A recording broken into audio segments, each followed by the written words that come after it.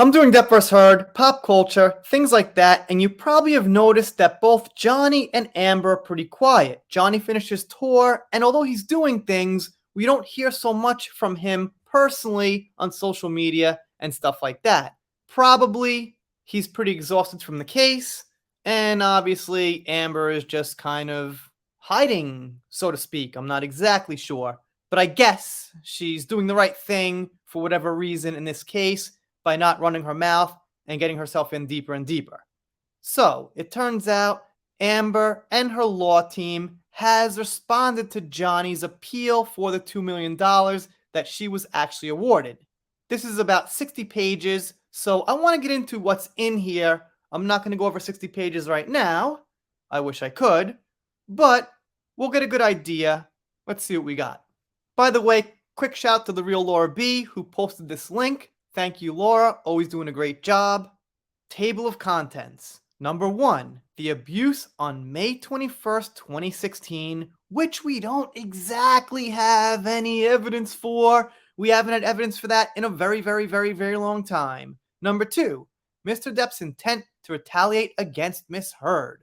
Number 3, Mr. Depp and Mr. Waldman's relationship. So let's see what they say about him actually. During the course of their relationship, appellant John C. Depp II, Mr. Depp abused his wife, appealee Amber Heard, physically, verbally, emotionally, and psychologically. I mean, honestly, you've got to prove these things in court. Verbally, alright. I mean, if I play devil's advocate ever, yeah, he yelled a bit. I wouldn't call it abuse. I'd call it fighting. I yell at my wife. She yells at me. So, I mean, that's that. Emotionally, psychologically, doesn't matter. Because that's not what was in the op-ed. The op-ed was about the physicality. So that's what's got to be proved. Mr. Depp promised her that if she ever left him, he would make her think of him every single day by ruining her career and life. After she obtained the protective order against him and commenced divorce proceedings, Mr. Depp did everything in his power to keep that promise. In describing Miss Heard around the time of their divorce, Mr. Depp stated, "She's begging for total global humiliation. She's gonna get it, and I will stop at nothing," which is what he said in some article or something. And, if she was this stand-up person, a good role model, a good citizen, I'd be like, what's going on here? But she's got such a disjointed past with things she's done wrong, she's not easy to believe. And when you throw a mountain of lies on top of it, well, then actually she can't be believed. Mr. Depp has marshaled agents to advance his global campaign, including his lawyer, Adam Waldman. Mr. Depp retained Mr. Waldman shortly after announcing he would stop at nothing to globally humiliate Miss Heard. Mr. Waldman assists Mr. Depp with publicity, holds himself out to the press as Mr. Depp's lawyer, and has been quoted in several articles as stating Miss Heard is carrying out an abuse hoax. Which, yeah, I think so. That's what we had a 6-week trial to show. Mr. Waldman also works to generate negative press about Miss Heard. Specifically, Mr. Waldman filed a report with the Los Angeles Police Department alleging Miss Heard perjured herself and then created a story about his claim by telling a news outlet that the, next page, LAPD had opened a criminal investigation into perjury by Miss Heard. They say that Waldman falsely stated this. Quite simply, this was an ambush, a hoax. They, Miss Heard and her friends, set Mr. Depp up by calling the cops, but the first attempt didn't do the trick. The officers came to the penthouse, thoroughly searched and interviewed, and left after seeing no damage to face or property, which we've got video evidence for, by the way.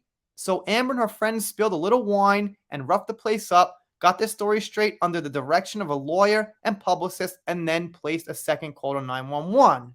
So if I'm reading this correctly, they're saying that Adam made up, that they made up this story about what happened. But obviously, what the tangible evidence shows from the LAPD is that there was no damage to the penthouse except a little spilled wine, and that's about it. So I guess that's the crux of what they're saying about Adam. Number 4, Mr. Depp's motion for summary judgment and motions to strike the evidence. The refused jury instructions on dependent contractors. Argument, page 17. Mr. Depp's independent contractor theory is inappropriate, and whether Mr. Waldman is his agent was a question of fact relating to assignments of error. Standard of review. Mr. Waldman can be both an independent contractor and an agent, and if he wants to, he can probably work at Tower Records or go fishing and whatever else he wants to do. People can be two things at once. The facts on what he actually did and what actually happened are all that matter, unless he's some kind of secret agent. The circuit court properly denied the motions to strike because whether Mr. Waldman made the statement while acting as Mr. Depp's agent was a question of fact. They really will not stop. They really keep going after Adam Waldman here. The court need not adopt any rule regarding whether attorneys are independent contractors as a matter of law. Miss Heard presented sufficient evidence of actual malice that she did to Johnny, right? Yeah, okay. Mr. Depp waived any argument that summary judgment should have been granted. Another standard of review. Miss Heard could prove defamation by showing either Mr. Depp or Mr. Waldman had actual malice. Again, they mention Adam Waldman every 4 lines here. The statement is actionable because it contains a probably false factual connotation. The statement is not protected speech. What was that? Amber defaming Johnny is not protected speech.